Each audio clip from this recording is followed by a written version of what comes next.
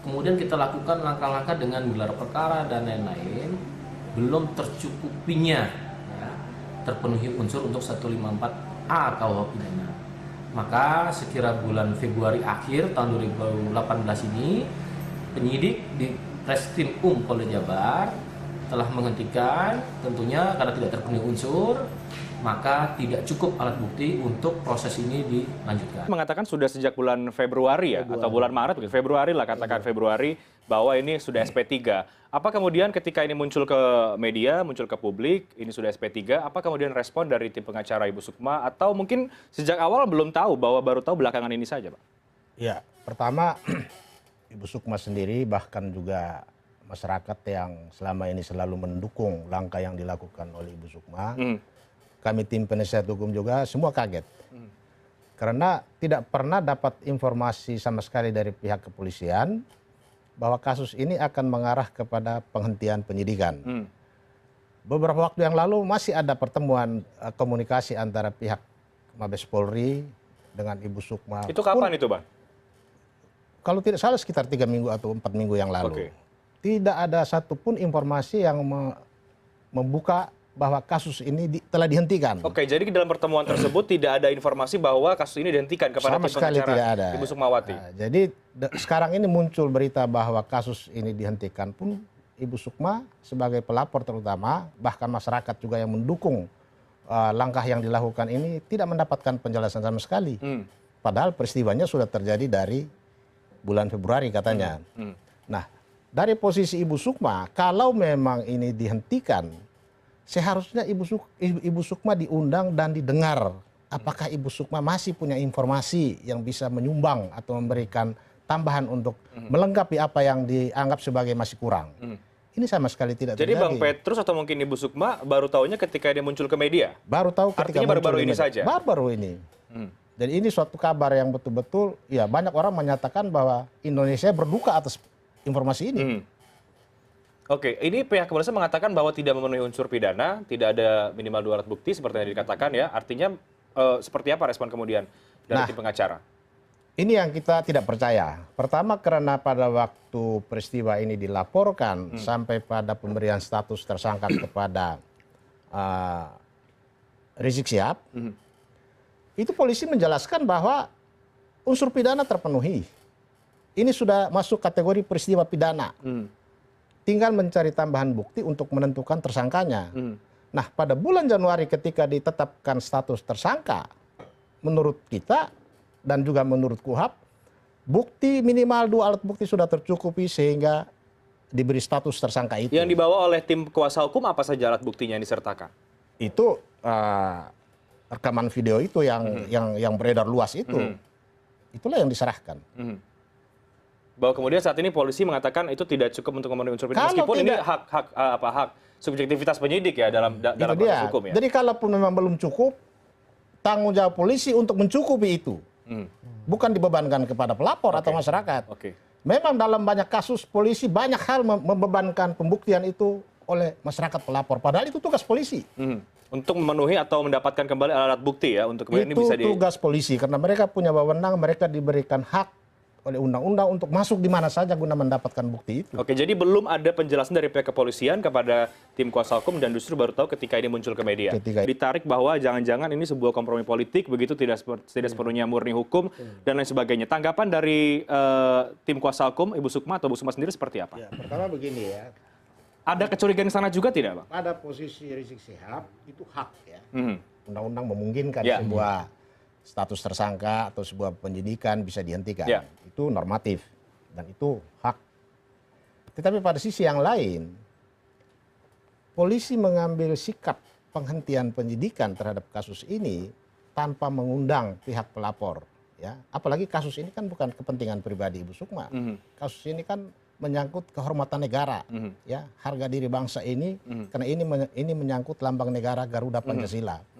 Jadi seharusnya pihak terkait dalam hal ini pelapor atau masyarakat yang berkepentingan ini diundang, kita duduk sama-sama, dengarkan ini loh posisi kasusnya.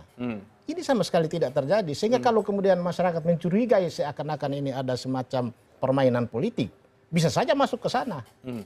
Dan kalau itu terjadi ini sangat disayangkan. Jadi Bang Petrus juga mencurigai hal yang sama? Kita curiga karena ini kan normal sekali kemarin masih bicara bahwa oh ya ini sedang kita mendalami, kita akan penuhi petunjuk dari kejaksaan. Baik.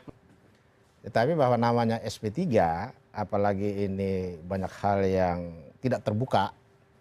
Salah satu jalan bisa saja ini akan dilakukan pra peradilan, meminta supaya ini ditindak. Atau pihak Polda Jawa Barat atau Bareskrim meninjau kembali keputusan ini, supaya ini menjadi terang.